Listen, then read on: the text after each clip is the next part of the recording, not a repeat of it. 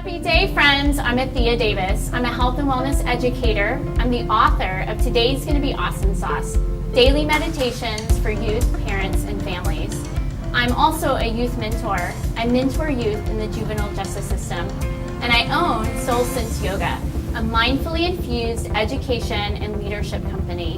And I work with educators and students on bringing mindfully infused health and wellness practices into the classrooms and into schools. I believe that all educators and all students should have the happiest, healthiest life possible. And I believe we can do that through using mindfully infused health and wellness practices. My vision for the world is empowering people and enlivening our world through those practices. Specifically, working with schools, there are 4 quadrants of development that I focus on. The first is the body, the physical part, the moving around. I like to call it is shaking the negative nillies out. Our bodies love to move. Freeze. Shake it out again. Okay, you gotta shake it out. Turn to the right. Shake it out. Turn to the left. The second quadrant is cognitive and thinking, using mindfully infused practices to ignite our cognitive brain, the brain that focuses and plans and organizes. The third quadrant is using social and emotional learning how to self-regulate our emotions, have confidence and self-control. And the fourth and final quadrant is awareness.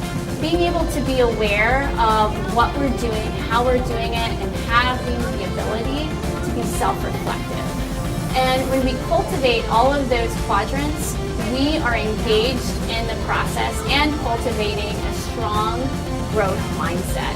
And Carolyn Dweck, the psychologist, coined that phrase, the growth mindset, meaning that we don't have a fixed brain, that we have a brain that has the possibility of growing each and every day.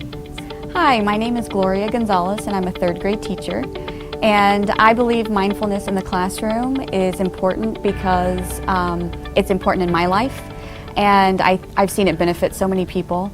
And our kids come to school, and this is not a vacuum. They bring everything with them to the classroom.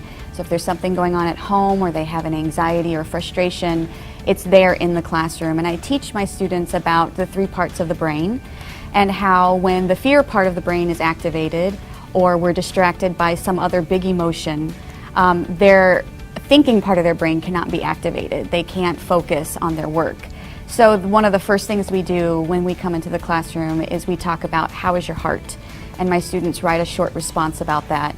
And we discuss, and I've done breathing exercises with students who have anxiety over reading, and I've seen some improvement. It's not a quick fix, it's not overnight, but it definitely helps in the long run. And I believe that even if it doesn't help them immediately, that it will help them throughout their life.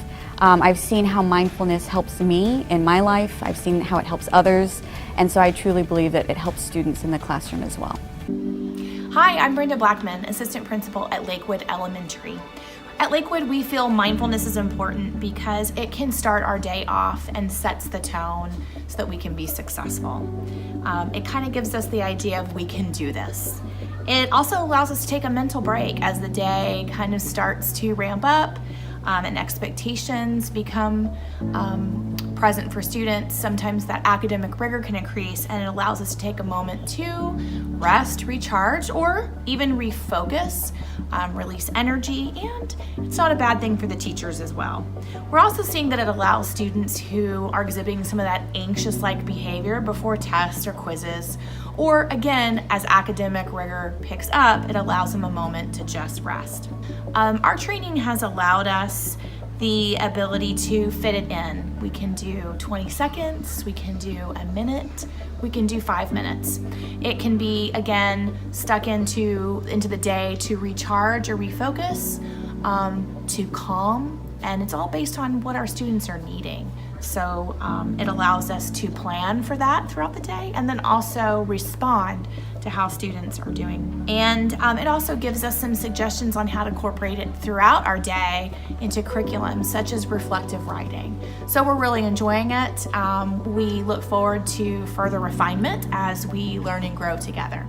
So I love empowering students and educators to dream big and make their dreams come true. And once you do that, you can live the best, brightest, and most awesome sauce life today and every way.